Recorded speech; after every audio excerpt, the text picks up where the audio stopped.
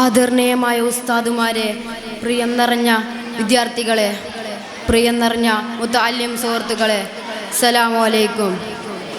ഞാനിവിടെ നിന്ന് പറയാൻ പോകുന്നത് ഖുർആൻ മനുഷ്യകുലത്തിൻ്റെ വഴികാട്ടിയാണെന്ന അല്പം സംസാരിക്കാനാണ് ഞാൻ ആഗ്രഹിക്കുന്നത്. തൗഫീഖ് നൽകട്ടെ, ആമീൻ.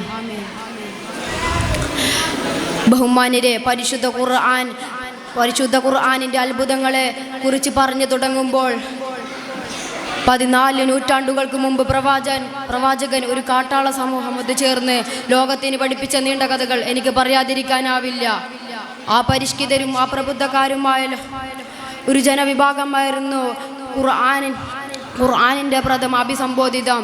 ചെറിയ കാലയളവ് കൊണ്ട് തന്നെ ആ ജനതയെ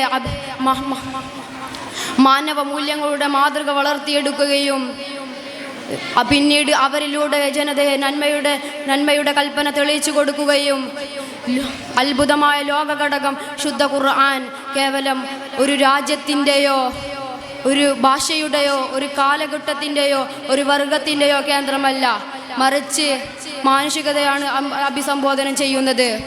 ഇതും പറഞ്ഞ് നിർത്തുന്നു. അസ്സലാമു അലൈക്കും.